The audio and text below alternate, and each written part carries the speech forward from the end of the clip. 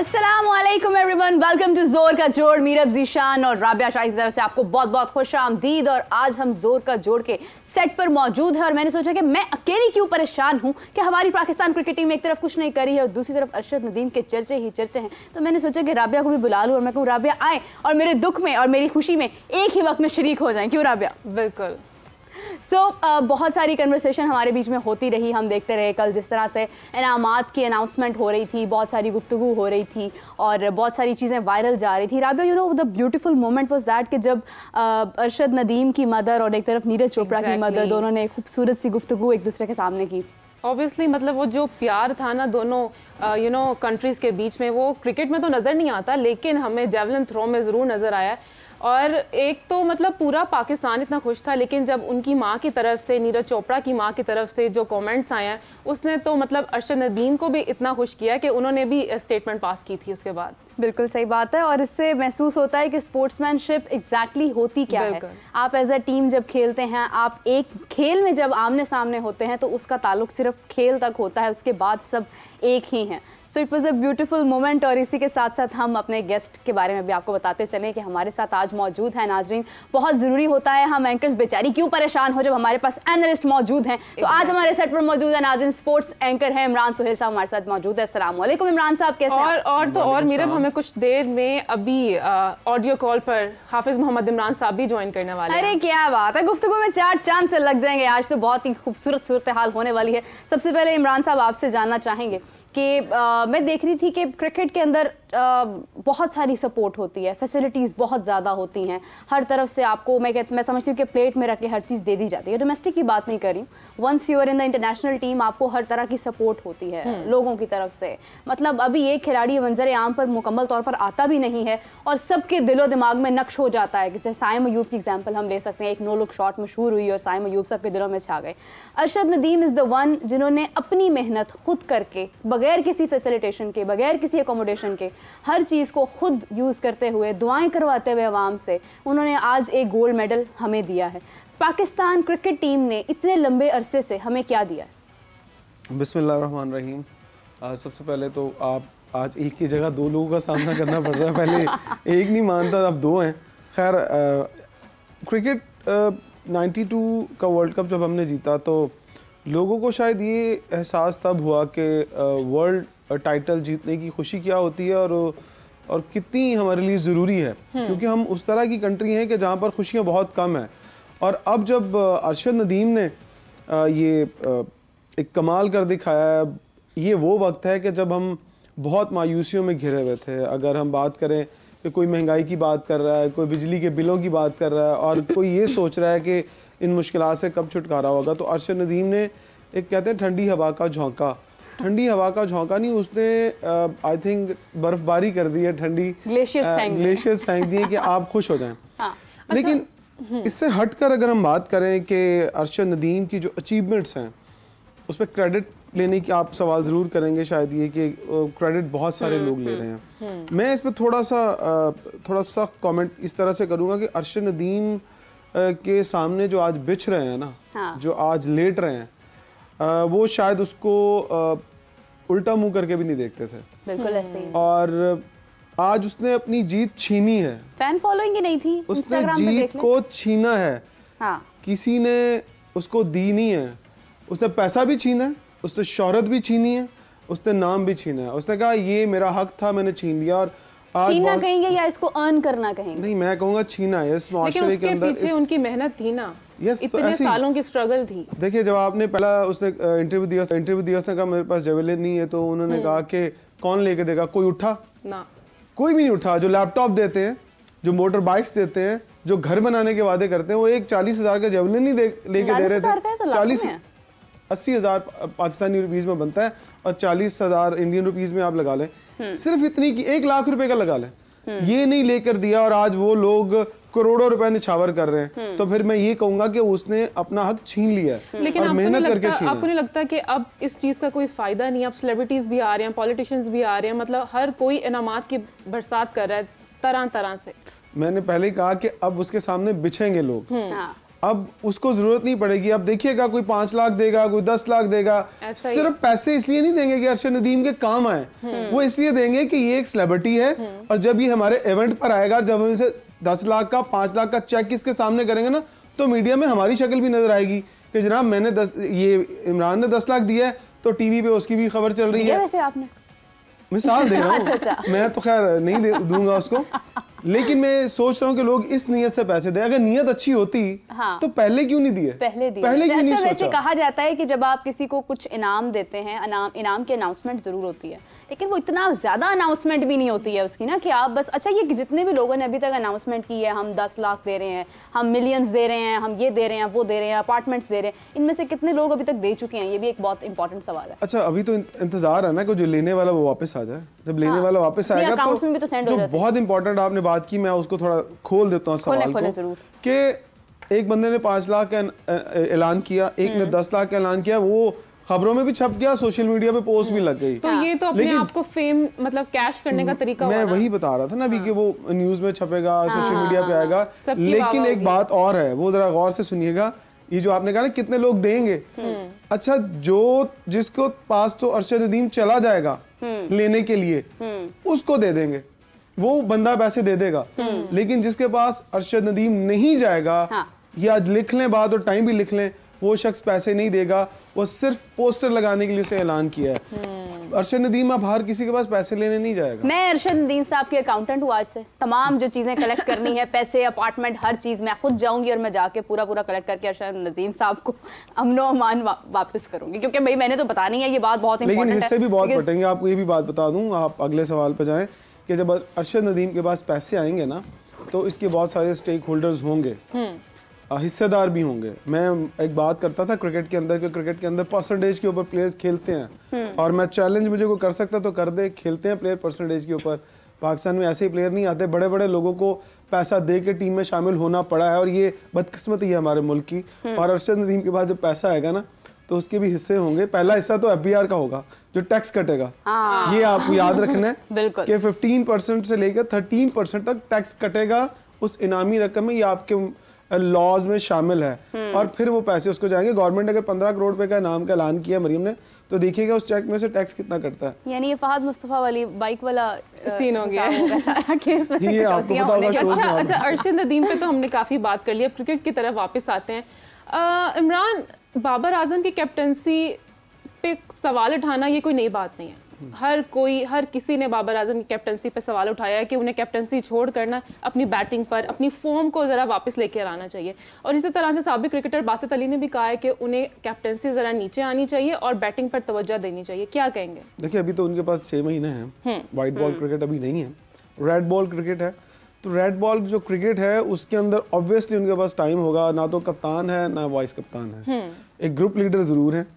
अब group leader की बात आप ना पूछेगा कि किस ग्रुप के वो लीडर हैं, लेकिन मैं ये समझता हूँ कि बाबर आजम को पहले ही ये जो बात थी वो मान लेनी चाहिए थी सीनियर्स की, कि कप्तानी के पीछे इतना नहीं पड़ते, वो अपनी जो बैटिंग परफॉर्मेंस है उसकी तरफ ध्यान देते, क्योंकि पाकिस्तान को जीत चाहिए। वो चाहे एक बैटर दिला दे, चाहे एक कप्तान दिला दे। हाँ। अगर बाबर आजम को हम देखें तो वो जब अगर इब्तदाई उनके मैं 3-4 साल पीछे चला जाऊं तो उनकी परफॉर्मेंस से पाकिस्तान जीतता था, लेकिन अब उनकी परफॉर्मेंस से पाकिस्तान जीतता नहीं है। ना तो उनकी कप्तानी से पाकिस्तान जीता, ना उनकी परफॉर्मेंस से पाकिस्तान जीता।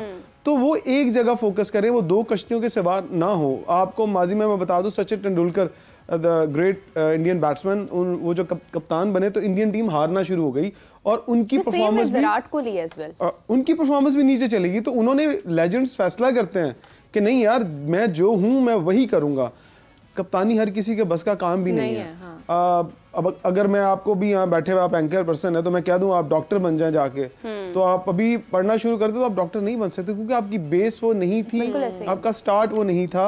आप एज ए एंकर ही बैठेंगे तो वही अच्छा काम करेंगे, इसी में नाम कमाएंगे। तो बाबर आजम को एज ए बैटर लेजेंड बनना है। देखिए, मैं उसको एक स्टार अभी कहूंगा, सुपरस्टार भी नहीं कहूंगा। जब वो सुपरस्टार बनेगा फिर वो लेजेंड बनेगा।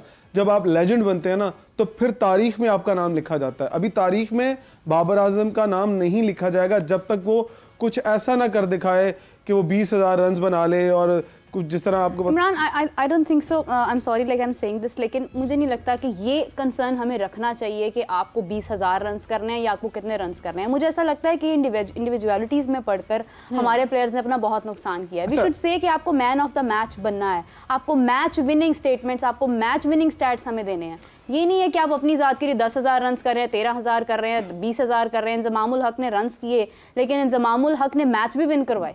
तो यही तो बाबर के लिए ये भी इंपॉर्टेंट चीज़ है। देखिए, जब आप लेजेंड बनते हैं, लेजेंड्स के नाम आप ले लें, सुनील गावस्कर ले लें, विवियन रिचर्ड ले लें, सचिन तेंदुलकर, इमरान खान का नाम ले लें, ये वो लोग हैं जिन्होंने खुद परफॉर्म किया तो उनकी टीम ने परफॉर्म किया।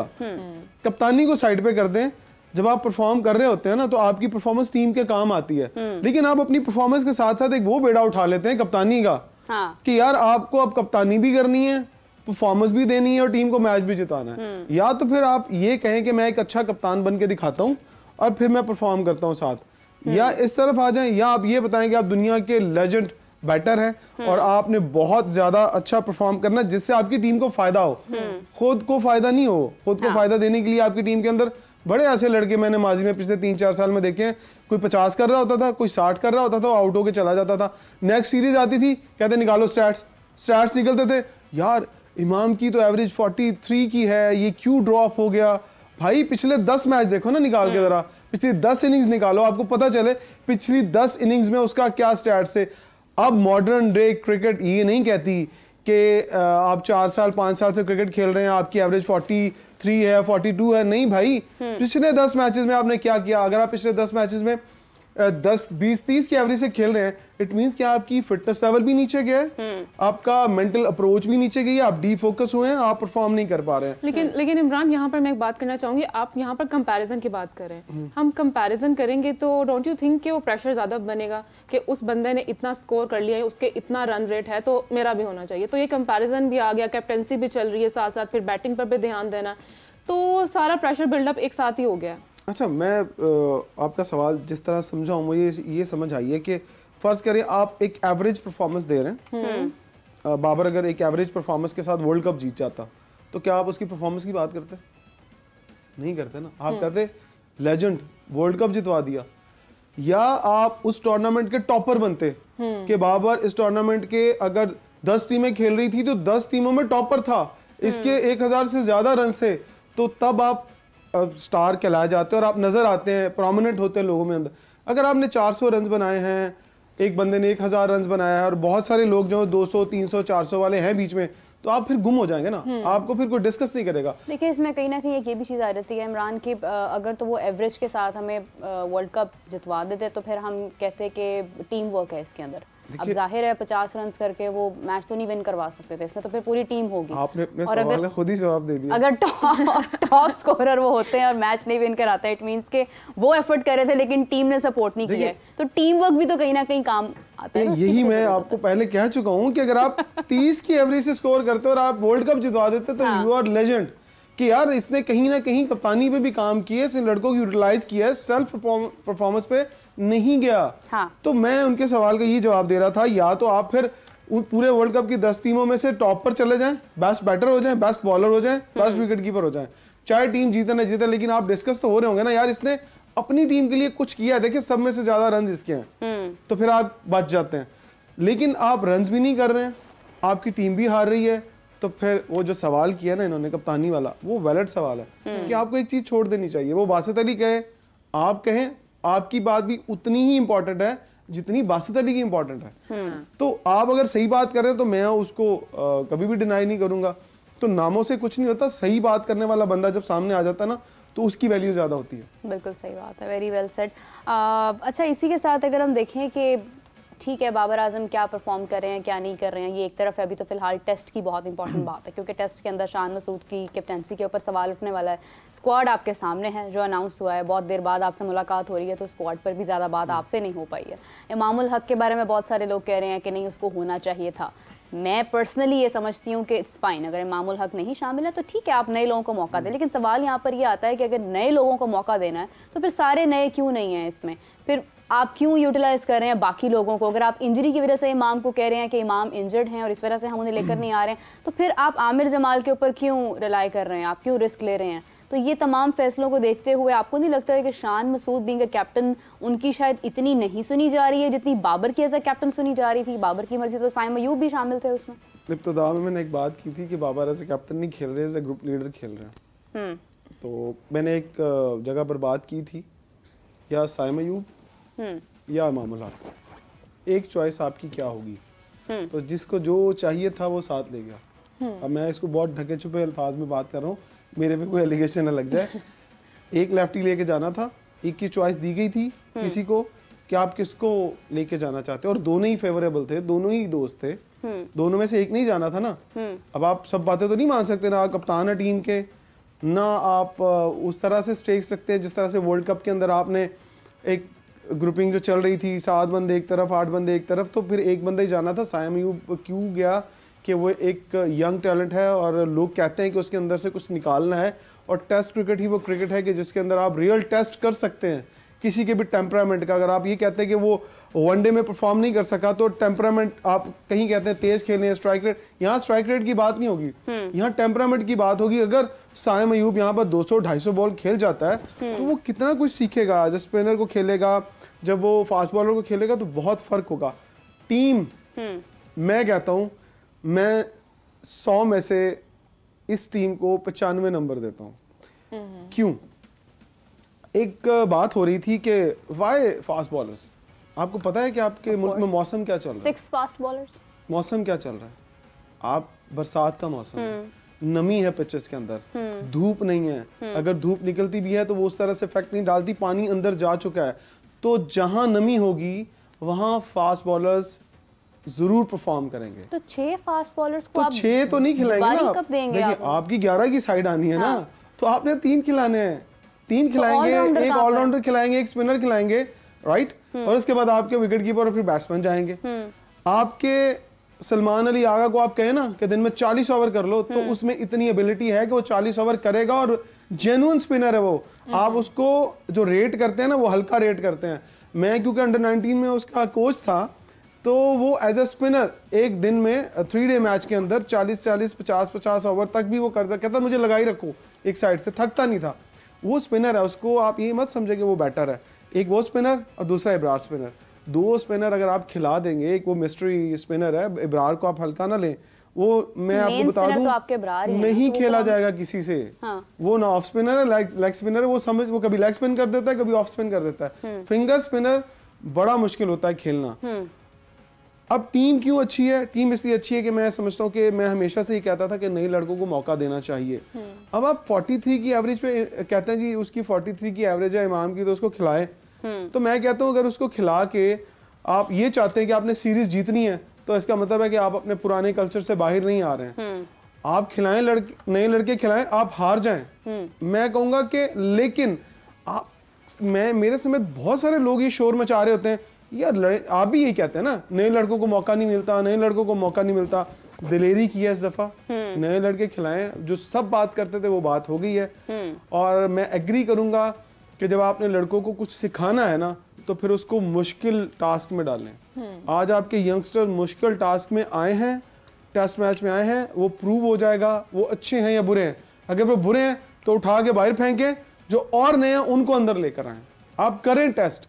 अगर आप टेस्ट नहीं करेंगे 3-4 सालों में, तो आपकी टीम कभी भी नहीं बनेगी। अब फिर वही काम कर रहे हैं कि जी वो अहमद शहजाद को ले आओ, इमाम उल हक को ले आओ, उमर अकमल को ले आओ। मैं टीवी पे सुन रहा था, कुछ लोग गुस्सा निकाल रहे थे। वो गुस्सा क्यों निकाल रहे थे कि कुछ लोगों के चहीते और फेवरेट टीम में नहीं आए हैं। तो खुदा के लिए मुल्क के बारे में सोचना शुरू कर दें अब, और अब आने दें लोगों को। अब रास्ते बंद मत करें। अगर मैं पीछे चला जाऊं ना, तो आपके लेजेंड्स ने भी बहुत सारे यंगस्टर्स को तबाह किया। आपका टैलेंट कुचलने के अंदर आपके लेजेंड्स का बहुत बड़ा हाथ है। देखिए, आप एक साइड पे आपके लेजेंड खेलते जा रहे हैं और वो थक भी नहीं रहे हैं, और फिर आप यंगस्टर्स को आ रहे हैं।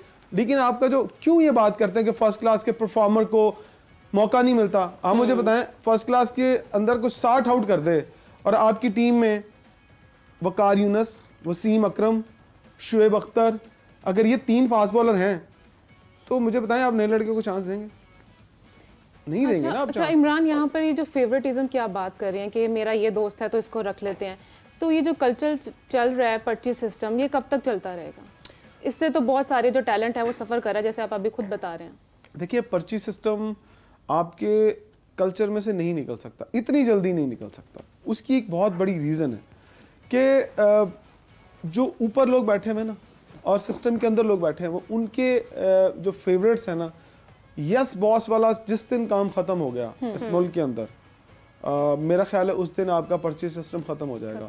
क्योंकि अंदर ब्यूरोक्रेसी में, क्योंकि क्रिकेट बोर्ड के अंदर भी ब्यूरोक्रेसी है, तो ऑब्वियसली जो कप्तान बनता है उसे ब्यूरोक्रेट्स की बात माननी पड़ती है, उसे चेयरमैन की बात के ऊपर यस सर बोलना पड़ता है। जो यस सर नहीं बोलेगा ना, उसकी जगह नहीं होगी, ना टीम में होगी। कप्तानी को तो भूल जाए ना आप, वो टीम में भी जगह नहीं बना पाएगा। हाँ, जस्ट लाइक जिस तरह शोएब अख्तर की मैं बात कर लूँ, शोएब अख्तर वो क्रिकेटर था पाकिस्तान टीम के अंदर जो अपनी ज़िद के साथ खेलता था, और वो चाहे जितना मर्जी डिसिप्लिन को तहस नहस कर देता था, लेकिन फिर भी लोग उसके पीछे पीछे भाग रहे होते थे, प्लीज़ यार शोएब खेल लो यार ये मैच, प्लीज़ आ जाओ टीम के अंदर। मीडिया भी कहता था और आपके लोग भी कहते थे शोएब को, क्यों कि वो एक एक्सेप्शनल टैलेंट था, एक खौफ था दुनिया क्रिकेट के लिए, और लोग कहते थे यार शोएब अख्तर आ गया तो बस टांगे कांप रही होती थी लोगों की। इसी तरह वसीम अकरम, वकार यूनुस, इमरान खान, लेजेंड्स जितने भी थे, वो अपने बलबूते पे खेलते थे। अरशद नदीम की बात आज हुई थी ना, तो अरशद नदीम को कितने लोगों ने खींचने की कोशिश की होगी, लेकिन नहीं रुका ना, वो आ गया जहां से भी था। उसके अंदर एक करेज थी, वो उसने कुछ कर दिखाया। अच्छा, यहाँ पर अगर हम बात करें माइंड में रखते हुए पाकिस्तान की वर्ल्ड कप की जो परफॉर्मेंस थी हमारी टीम की, अब बांग्लादेश सीरीज स्टार्ट होने वाली है, अब बंगाल टाइगर्स की ए टीम इस्लामाबाद भी पहुँच चुकी है, प्रैक्टिस सेशन भी स्टार्ट होंगे आज से। तो क्या लगता है आपको कि हमारी जो अब टीम है परफॉर्मेंस बेहतर करेगी? क्योंकि इतना बैकलैश आया वर्ल्ड कप के बाद भी, ये क्या किया, कैप्टनसी नहीं ठीक थी, परफॉर्मेंस नहीं अच्छी थी, क्या कहेंगे उस हवाले से? देखिए वर्ल्ड कप चैप्टर क्लोज हो चुका है, मेरा ख्याल है एक नया चैप्टर स्टार्ट होने वाला है। वो world cup white ball chapter था, वो क्लोज हो गया, रेड बॉल चैप्टर आ गया। आप लास्ट जब हारे थे, ऑस्ट्रेलिया से हारे थे आप, लास्ट जब टेस्ट मैच आप हारे थे पर्थ में, लेकिन कंडीशंस बहुत डिफरेंट है। अब कंडीशंस आपके अपने घर की हैं, और आप अपनी तरह से विकेट बना सकते हैं, अपनी तरीके से टीम सेट कर सकते हैं। आपने देखिए टीम सेलेक्ट की है ना, अभी बात कर रहे थे 6 फास्ट बॉलर, तो 6, मुझे तो लगता है कि अगर पाकिस्तान के अंदर वेदर अच्छा होता, धूप निकली होती और बारिशें ना हुई होती, तो मैं एज अ सेलेक्टर शायद 2 स्पिनर्स एक साइड पे खिला लेता। जैसे आप कह रही हैं कि चलो 3 स्पिनर्स भी डाल लेते, चेक कर लेते। स्पिनर्स की अगर बात करना चाहते तो मैं बता दूंगा कौन कौन से स्पिनर बाहर हैं और कौन कौन से क्यों बाहर हैं। जी जी, मैं सुनना चाहती हूँ, तो मेरा अगला सवाल यही था। ये आप ये बात करें तो अब कंडीशंस पाकिस्तान के हाथ में है, और मुझे लगता है कि पाकिस्तान की परफॉर्मेंस बेहतर होगी। बांग्लादेश की टीम उस तरह से परफॉर्म नहीं करती है दूसरे ममालिक में जाके, जिस तरह से वो अपने मुल्क में शायद ऑस्ट्रेलिया जैसी टीम को भी 200 पे आउट कर लेती है। लेकिन ये पाकिस्तान है और पाकिस्तान के टॉप बैटर खेल रहे हैं। मैं आपको एक और बात बता दूं, आपने क्यों एनओसी नहीं दिए थे अपने टॉप प्लेयर्स को, बाबर को, नसीम को, उनको इसलिए नहीं दिए थे ना बाहर जाने के लिए कि आप वो लीज ना खेलें, इसलिए कि एक तो ओवरलोड, और ऊपर आप फोकस उनका जो था वो सिर्फ यही था, आप वाले सवाल का जवाब, कि पाकिस्तान के अंदर जो सीरीज आ रही हैं वो खेलनी भी हैं और वो जीतनी भी है। चलें, उम्मीद करते हैं, क्योंकि देखा जाए तो बांग्लादेश में जो इस वक्त पॉलिटिकल सिनेरियोज चल रहे हैं, जो सूरत हाल जारी है, उसके अंदर अभी तक कुछ बेहतरी के इम्कानात भी सामने आ रहे हैं, क्योंकि उन्होंने अपनी वुमेंस टीम के साथ भी वो जाएंगे। इसी के साथ हमें ज्वाइन किया है हाफिज़ मोहम्मद इमरान, आप सबकी जान, क्रिकेट की शान। अस्सलाम वालेकुम हाफिज़ साहब, कैसे हैं आप? वालेकुम सलाम, बहुत शुक्रिया जी, मेरा बहुत शुक्रिया। हाफिज़ साहब, जब से अरशद नदीम जीते हैं, आपकी और मेरी गुफ्तगू हो नहीं सकी है, तो मैं चाहती हूँ कि आप इसके ऊपर थोड़ी सी नज़र डालें। जो हम गुफ्तगू कर रहे थे एग्जैक्टली अरशद नदीम की परफॉर्मेंस से पहले जब हमने शो किया, हमने उसमें बात की कि अभी बहुत सारे लोग सामने आ जाएंगे जिन्होंने कभी अरशद नदीम को सलाम भी नहीं की, और आज वो इनामात पर इनामात देते जा रहे हैं, अनाउंसमेंट कर रहे हैं। तो हाफिज़ साहब, एक तरफ क्रिकेट है जहाँ पर इतने सारे लोगों की सपोर्ट है, मोरली भी, फाइनेंशियली भी, हर लिहाज से, और एक तरफ अरशद नदीम है जिन्होंने अकेले ही सारा बेड़ा उठाया और आज मेडल पाकिस्तान को दिया। तो हाफिज़ साहब, कैसे देखते हैं आप अगर हम मवाजना करें क्रिकेटर्स का अरशद नदीम के साथ? देखिए, सबसे पहली बात ये है कि जो लोग इनामात का ऐलान कर रहे हैं वो ठीक है, उनकी हौसला अफजाई होनी चाहिए कौमी सतह पर। इस मामले में जो सूबाई हुकूमतें हैं, जो वफाकी हुकूमत है, उनकी जिम्मेदारी है कि वो इसकी हौसला अफजाई करें। उन्होंने कोई छोटा काम तो नहीं किया, एक तारीख रकम की है, और ये उनका हक है कि पाकिस्तान कि जो सूबाई और वफाकी और सूबाई हुकूमतें हैं वो अपना किरदार अदा करें। दीगर इदारे जो यहाँ पर प्राइवेट इदारे हैं वो भी इस सिलसिले में आगे आकर अपना किरदार अदा कर सकते हैं, लेकिन ये तमाम चीज़ें अपनी जगह पर हैं खिलाड़ी की हौसला अफजाई के लिए। लेकिन असल मसला इनामात का नहीं है, इस वक्त भी नहीं देंगे तो फिर कब देंगे, पहली बात ये। दूसरा ये कि कोई इनाम उनको मुफ्त में नहीं दे रहा। उन्होंने पाकिस्तान की तारीख में 14 अगस्त 1947 से लेकर आज तक जितने भी ओलंपिक मुकाबले हुए हैं वो इनफरादी तौर पर गोल्ड मेडल हासिल करने वाले पहले खिलाड़ी हैं, तो ये उनका हक बनता है। लेकिन इससे बड़ा सवाल ये है कि क्या ये इनामात का ऐलान करने के बाद और इनामात अरशद को देने के बाद ये हुकूमतों की इदारों की जिम्मेदारियां खत्म हो जाती हैं? मेरा नहीं ख्याल है कि इसकी जिम्मेदारी में इजाफा होता है और वो जिम्मेदारी इस तरीके से बढ़ती है कि आपने अपने स्पोर्ट्स कल्चर को, जो आपके बुनियादी ढांचा है खेलों का, आपने उसको असर नौ तरतीब देना है। आपको उसमें इस्लाहात की ज़रूरत है। जो चीज़ें एक खेलों से मोहब्बत करने वाले मुआशरे में होनी चाहिए, जहाँ पर निज़ाम अपना किरदार अदा करता है, वहाँ पर पाकिस्तान में उस निज़ाम में बेपनाह खामियाँ मौजूद हैं। खेल को समझने वाले लोगों की तादाद कम है। खेल के बारे में फैसले करने वाले जो लोग हैं वो उनको खेल की समझ बूझ नहीं है। दुनिया साइंस के साथ कैसे तरक्की कर रही है, प्लेयर्स की जो ट्रेनिंग है उसका क्या शेड्यूल होना चाहिए, उनकी सबसे अहम चीज़ उनकी मुआशी मुस्तकबिल है, मुआशी तफक्रात हैं, उसको कैसे आज़ाद करना है उनको। और इन सब चीज़ों में सबसे अहम किरदार आपके तालीमी इदारों के का निज़ाम कर सकता है और हुकूमत का काम है कि उसमें इस्लाहात करे, स्पोर्ट्स कोटा बढ़ाए, खेल को एक प्रोफेशन के तौर पर लोगों में उसको अपनाने की तरगीब देनी चाहिए। और जो स्पोर्ट्समैन है वो सिर्फ खेल की हद तक ही उसको नहीं होना चाहिए, उसको स्किल्ड होना चाहिए। जब आप तालीमी इदारों में खेलों को फ़रोग देंगे, वो लोग वहाँ से पढ़ कर आएंगे स्कूल से, कॉलेज से, यूनिवर्सिटी से, तो उनके पास डिग्रीज होंगी। तो वो अगर उनको कहीं इंटरनेशनल लेवल पर उतनी कामयाबियाँ नहीं मिलती जो उनको उनकी ज़िंदगी को आसाइशों से भर सकें या उनकी ज़िंदगी को बेहतर कर सकें, तो वो कम अज़ कम ज़िंदगी के मुख्तलिफ शोबों में, दीगर शोबों में काम करते हुए अपनी फैमिली तो चला सकते हैं, अपनी ज़िंदगी को बेहतर कर सकते हैं। तो ये इस्लाहात की ज़रूरत है। हुकूमत का बुनियादी काम अब इस वक्त यही है कि वो इस तरफ तवज्जो दे। कौमी असम्बली में या सेनेट में तकरीरें कर देने से तो खेलें बेहतर होंगी नहीं। इसके लिए तो अमली इक़दाम उठाने की ज़रूरत है और अल्लाह करे कि पाकिस्तान के हुक्मरान इस तरफ सोचें और जो मुल्क वहाँ पर बड़े हैं इन ओलंपिक मुकाबलों में, उन्होंने तो 26 के ओलंपिक मुकाबलों की भी तैयारी शुरू कर दी होगी। तो पाकिस्तान को अब सोचना है कि उसने आगे कैसे पाकिस्तान अब एक साल शायद इसी बात से बाहर नहीं आएगा कि गोल्ड मेडल अरशद नदीम हमारे लिए ले आए। बिल्कुल ऐसा ही है। आप बाहर आना चाहिए। जरूरत इस अमर की है कि अब जो उसने करना था वो तो कर लिया है। अब जो हुक्मरानों ने करना है, जो इदारों ने करना है, वो उनकी जिम्मेदारी है कि वो इसको निभाएं और मुल्क में खेलों के कल्चर को फ़रोग देने के लिए और खेल और खिलाड़ियों की फलाह बहबूद के लिए जो काम करने के हैं उनको करें और अपने निज़ाम को बेहतर करें, ताकि ये ना हो कि 40 साल हमने इंतज़ार किया है 1984 से लेकर 2024 तक। तो अब इसमें हर 40 साल के बाद नहीं होना चाहिए कि गोल्ड मेडल आपको मिले। इसमें इसका जो दौरानिया है, जो इंतजार का दौरानिया है 40 साल का, इसको कम उम्रें गुजर जाती हैं। कई लोग, हाफिज साहब, कई लेजेंड्स गुजर गए हैं इसी असना में।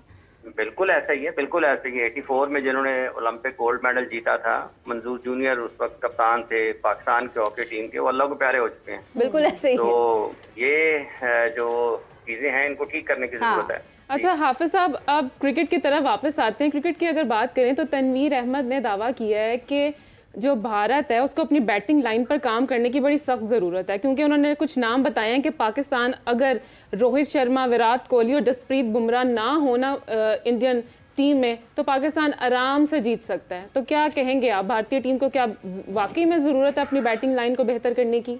देखें, वो अभी श्रीलंका के खिलाफ सीरीज हारे हैं और 3 वनडे मैचों की सीरीज थी जिसमें 2 में उनको नाकामी का सामना करना पड़ा, 1 मैच टाई हो गया।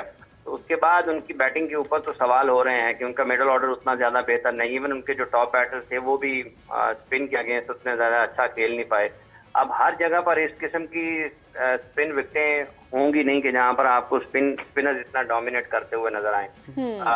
इस लिहाज से ठीक है, क्योंकि जो वो क्वालिटी बैटर्स हैं उनके और उनकी बैटिंग किसी दौर में दुनिया भर में स्पिन को सबसे बेहतर खेलने वाली बैटिंग लाइन मानी जाती थी। इसके बाद बैटर्स जो हैं वो स्पिन बॉलिंग के उतना अच्छा नहीं कर पाए। ये सवाल हो रहे हैं, शर्मा ने भी इस हवाले से बात किया बाद टीम उनकी हारी है, तो उस हवाले से रोहित शर्मा ने भी अपने ख्यालात का इजहार तो किया है कि टीम को ज़्यादा बेहतर अंदाज में sweep, reverse sweep, paddle sweep वगैरह खेलने की जरूरत थी, जो वो नहीं खेल पाए। सूर्य कुमार यादव बहुत अच्छा स्वीप शॉट खेलते हैं, लेकिन सूर्य थे नहीं टीम में। देखना यह है कि वो इसको किस तरीके से इस खामी को दूर करते हैं।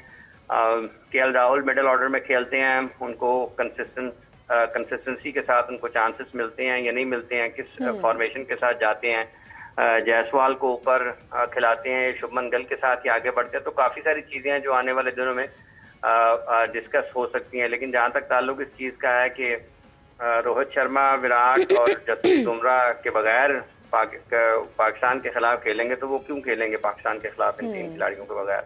और लिमिट तो नहीं, पाकिस्तान को इन तमाम खिलाड़ियों की मौजूदगी में अपनी कारकर्दगी को बेहतर बनाना है और इनके खिलाफ मैचेस जीतते हैं। तो जब आपकी जो कंपटीशन का लेवल है, जब आप हाईएस्ट लेवल पर कम्पीट करते हैं, तो जो हाईएस्ट लेवल के एथलीट्स हैं उनके खिलाफ ही आप जीतेंगे, तो लोग आपकी कदर करेंगे। बिल्कुल सही है। हाफिज साहब आपका बहुत शुक्रिया, thank you so much for joining अस। और जो बात हाफिज साहब ने की है बहुत इंपॉर्टेंट है कि मैं भी हैरान थी एक्चुअली स्टेटमेंट पर कि आप एक लेजेंड हैं और आप अपने लेजेंड्स के मुतालिक ये बात कर रहे हैं कि हाँ, अगर आपकी टीम में वो लेजेंड्स नहीं हैं तो आप बेहतर खेल सकते हैं। आई डोंट थिंक सो कि हमें इस अप्रोच के साथ जाना चाहिए। बाबर आजम गोट के नाम से जाने गए, हमारे पास शाहीन आफरीदी हैं, किंग कर लेगा। और तो किंग कैसे करेगा अगर हमारे पास हम ये कह रहे हैं कि रोहित शर्मा भी ना हो, विराट कोहली भी ना हो, जसप्रीत बुमराह भी ना हो, तो फिर हम जीत जाएंगे? मतलब आपने खेलना किन के साथ है फिर? देखिए, हाफिज साहब जो बात कर रहे थे, मैं उनसे एक बात पे एग्री करता हूँ कि जो तनवीर साहब ने बात की है वो आई थिंक सो कि शायद पता नहीं किस कॉन्टेस्ट में बात उन्होंने की है। इंडियन टीम श्रीलंका से क्यों हारी है, वो मैं जैसे ये कह रहा था कि हमारा जब बांग्लादेश के साथ मैच होगा तो होम कंडीशंस का हमें फ़ायदा होगा।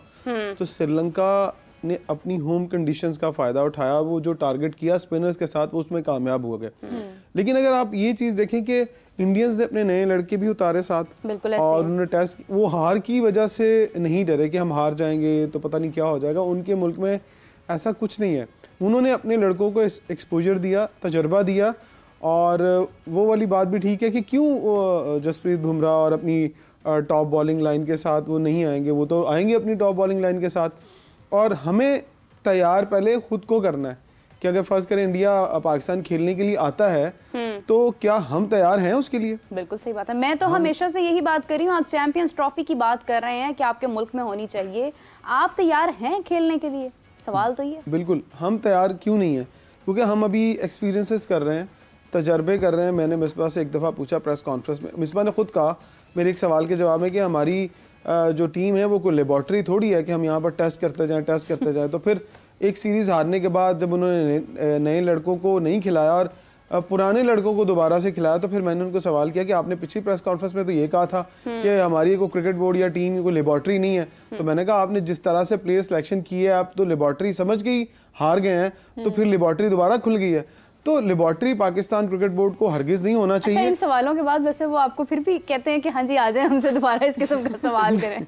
मतलब देखिए ना, अब लॉजिक है कि अगर पाकिस्तान के अंदर आप ये समझते हैं कि लेबॉर्ट्री नहीं है, मैं समझता हूँ पाकिस्तान क्रिकेट बोर्ड अगर ये डिसीजन ले कि नए प्लेयर्स को खिलाना, तो भाई पाकिस्तान क्रिकेट टीम एक लेबॉर्ट्री है, लेकिन उस लेबॉर्ट्री के अंदर जो टेस्ट आते हैं उनको एक्सेप्ट करें।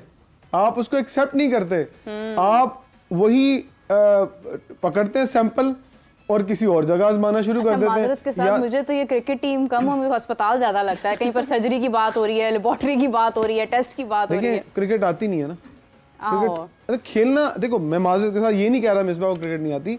Misbah is a good captain, good batsman, but आप जरूरी नहीं है कप्तान और प्लेयर अच्छे हैं तो आप एक ऑर्गेनाइजर भी अच्छे हों। आपने अपना काम कर लिया, आप साइड पे चले जाएं, आप उनको ये काम करने दें जिनको ये काम करना आता है। आपने आज पाकिस्तान के अंदर कितने फॉरनर बैठाए हैं पता आपको? आपके चारों के चारों टॉपर फॉरनर हैं। जेसन गिलेस्पी फॉरनर, उनके नीचे नायब फॉरनर, आपके वकार यूनिस साहब ऑस्ट्रेलियन, मतलब वो खेलेंगे तो उनकी फैमिली ऑस्ट्रेलिया रहती है तो वो वापस चले जाएंगे। अजहर महमूद की फैमिली यूके में रहती है, वो आपकी टीम के साथ सर्विसेज देंगे, वो वापस चले जाएंगे। गैरी क्रिस्टन साउथ अफ्रीका से आए हैं, वो आपको सर्विसेज देंगे, वो वापस चले जाएंगे। एनसीए के कोचेस कौन है? एनसी के कोचेस तो अभी लगने अभी वो कोच हैं जो जिनको लेवल 1 और लेवल 3 करवाया गया ना, जो पाकिस्तान के फॉर्मर कुछ फर्स्ट क्लास क्रिकेटर हैं, कुछ इंटरनेशनल क्रिकेटर हैं, कुछ टेस्ट क्रिकेटर हैं, वो लोग असल में उनको पाकिस्तान की जो नीचे वाली सतह है ना, जिसमें आप कहते हैं कि जैसन गिलेस्पी का नायब किसको होना चाहिए था, को पाकिस्तान का जो साबिक टेस्ट क्रिकेटर जिसने लेवल 3 या लेवल 4 किया वो उसको लगाते, वो काम करता। जैसे राहुल द्रविड़ ने काम किया था अंडर 19 के अंदर इंडिया के अंदर, और फिर एक पूरी खेप निकाल के दी। यहाँ पर आप किसी को भी कह देना कि अंडर 19 का कोच बन जाओ, ये इमाजत के साथ यूनुस खान साहब को ये ऑफर हुई थी कि आप अंडर 19 टीम संभाल लें, तो उन्होंने कहा था कि आपको मैं अंडर 19 टीम का कोच लग रहा हूँ, आपने अगर मुझे जिम्मेदारी देनी है तो मुझे नेशनल टीम की जिम्मेदारी दें। हालांकि उनके पास कोचिंग एक्सपीरियंस कोई नहीं था, यही बदकिस्मती है, हम बड़ा नाम देखते हैं उठा के उसको ले जाते हैं। जैसे वहाब रियाज की मैं बात कर रहा था, आप सीधा उसको चीफ सेलेक्टर लगा दिया, अब आपने उसको एजुकेशनल कोर्स करने के लिए मालदीव भेजा, अब वो कोर्स करके अब वो सही डायरेक्शन में आया। अब अगर वहाब आता है किसी कोचिंग की फील्ड में तो हम कहेंगे हाँ यार कुछ ना कुछ तो ये सीख के आया है उस फील्ड के लिए जिस फील्ड के लिए इसको रखा गया। ये क्राइटेरिया नहीं है कि आप एक अच्छे फास्ट बॉलर हैं तो आप ला के उसको चीफ सेलेक्टर लगा दे, तो फिर आप लगाए ना राशिद लतीफ को, आप लगाए ना शोएब अख्तर को, क्यों नहीं लगाते? हौसला करें, क्यों नहीं लगाते? क्योंकि उन्होंने करनी अपनी मर्जी, उन्होंने खिलाना अपनी मर्जी से प्लेयर। तो आपके सामने यस सर नहीं करना, जो अपने क्रिकेटिंग करियर के अंदर यस सर नहीं करता था ना, वो आज कभी यस सर नहीं करेगा। इसीलिए इस तरह के लोगों के साथ बात हुई है, ये मैं आपको बता दूं, खबर दे दूं, राशिद लतीफ से भी बात हुई है, शोएब अख्तर से भी बात हुई है, लेकिन इन दोनों ने जो अपनी शराइत रखी थी उन शराइत के ऊपर माजत के साथ क्या शराइत रखी थी बता तो दिया कि वो कहते हैं हमारी मर्जी होगी, हम किसी को इंटरफेयर नहीं करने देंगे अपने काम के अंदर, तो ये तो हो ही नहीं सकता। अच्छा, अब यहाँ पर ताल्लुकात बनाएं कि फिर क्रिकेट खेलें? देखें, आज का अगर सिनेरियो है तो मैं समझता हूँ जो अब टीम आई है उसमें ताल्लुकात की बेस कम है। आप कह सकते हैं कि ग्रुपिंग वाला हिस्ट्री कर दिया ना उन्होंने उस चीज को, तो लेकिन ग्रुपिंग वाला कल्चर अभी भी है ग्रुपिंग वाला कल्चर है। मैंने आपको बताया ना, या साइम ले जाओ या इमाम ले जाओ, उस जगह साइम दे दो। इमाम से ये तो जाती वाली बात है, देखें ऐसे नहीं, इमाम ने इतने टेस्ट क्रिकेट खेली, इतने टेस्ट खेल लिए हैं, अब नया आने देना नए लड़कों को सामने। चलो, मैं ये समझती हूँ कि अगर आपने अगर if your stance is that कि आपको नए लोगों को मौका देना है, तो फिर आपको शाहीन्स में भी सारे नए लोग ही लेकर जाने चाहिए थे। आई गेस कि आपके पास एक बहुत बड़ी अपॉर्चुनिटी है कि आप वहाँ पर नए लोगों को लेकर क्वेश्चन, ये बहुत अच्छा सवाल आपने किया है कि शाहीन्स के अंदर कौन होना चाहिए। शाहीन्स के अंदर वही होना चाहिए जो उड़ सकता है, वो नहीं जो रेंग सकता है। माजत के साथ आप अगर उमर अमीन को शाहीन्स के अंदर शामिल कर लेंगे और आप कहेंगे जाएं जाकर परफॉर्म करें, अगर आप इफ्तिखार नहीं है लेकिन आप अगर वो जिद करेगा कि यार अगर मुझे नेशनल टीम में नहीं खिलाना तो भाई टूर करवाने के लिए मुझे शाहीन में डाल दो, तो फिर इस तरह से चीज़ें ख़राब हो रही हैं और पहले भी ख़राब हुई हैं। सरफराज अहमद एग्जैक्टली वो वही वाली बात कि आप क्या बताना चाह रहे हैं कि आपकी जान नहीं छूट रही इनसे।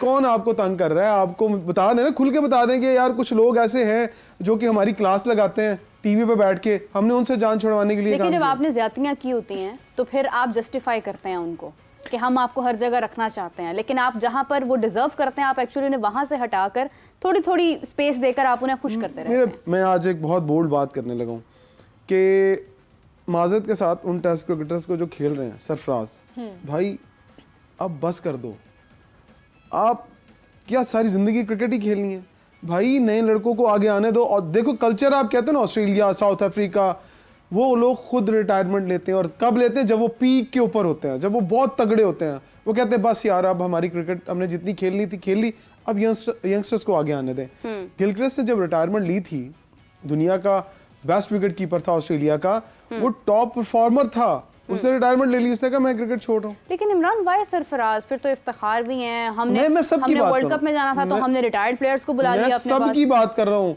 कि जितने भी ये समझते हैं ना कि उन्होंने क़यामत और आखिरी वक्त तक क्रिकेट खेलनी है और वो टेस्ट क्रिकेटर रहेंगे, वो इस दिमाग के खुमार से निकल जाएं कि भाई अब यंगस्टर्स को मौका दें। ये बहुत बड़ी वजह है। खुद कैसे निकल सकते हैं? तो निकालना है ना उन्होंने। देखें जिन्होंने सिलेक्ट करना है, फिर पता क्या होता है, फिर ये होता है कि माजत के साथ के लेजेंड शाहिद खान आफरीदी जो हैं, वो उनको भी एक अच्छा ग्रेस के साथ एक अच्छा टेस्ट मैच या वनडे देने के बाद उनको अच्छे तरीके से जो है वो टीम से रुखसत करना चाहिए था, उन्होंने खुद रिटायरमेंट ली।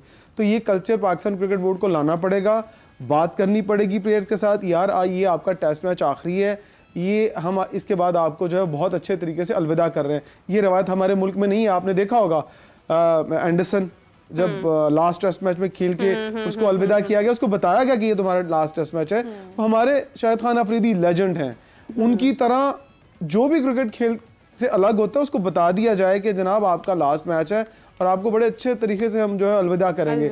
ये रवायत बना दें, देखिएगा हर टेस्ट क्रिकेटर जो है वो बहुत जल्दी टेस्ट क्रिकेट को छोड़ेगा। जब आप इफ्तिखार की रिटायरमेंट पे क्या कहेंगे? आपको लगता है कि उन्हें अब रिटायर हो जाना चाहिए? उन्हें फिलहाल तो वो माजरत के साथ पैसे उन्हें कमाने चाहिए, लीग्स खेलनी चाहिए और रिटायरमेंट वो नहीं लेंगे। वो हमारे मुल्क में जब तक आप निकालो ना किसी प्लेयर को ना, वो नहीं निकलता, नहीं जाएगा। लेकिन जिमी एंडरसन की आपने बात की, इमरान ने, जिमी एंडरसन ने बहुत कुछ किया अपनी क्रिकेट के लिए और हमारे यहाँ पर मसला ये है कि हमारे प्लेयर्स अभी तक बहुत लंबे अरसे से कोई बहुत बड़ी अचीवमेंट हमें नज़र नहीं आई है कि हम कहें कि ये अब आपने अचीवमेंट है। रोहित शर्मा ने रिटायरमेंट अपनी अनाउंस की, उन्होंने एक वर्ल्ड कप जितवाया अपने मुल्क को, तो वो एक कुछ ऐसा कुछ बड़ा कुछ किया नहीं है कि वो अभी तक they are still into something कि हम कुछ कर दें, हम ये कर दें, हम वो कर दें। खैर डिस्कशन बहुत सारी है, बहुत सारे सवालात मेरे दिलो दिमाग में जज़ब हो चुके हैं क्योंकि वक्त हमारा ख़त्म होता जा रहा है। We have to wrap up the show. It's time to wrap up the show. हमारे साथ मौजूद थे Imran Suhail. Thank you so much Imran for joining us. हमें हाफिज़ मोहम्मद इमरान ने भी ज्वाइन किया, उनका भी बहुत शुक्रिया। आपसे मुलाकात होगी मीरब की और हाफिज़ इमरान की कुछ देर बाद। तब तक के लिए हमें दीजिए इजाज़त। Bye bye.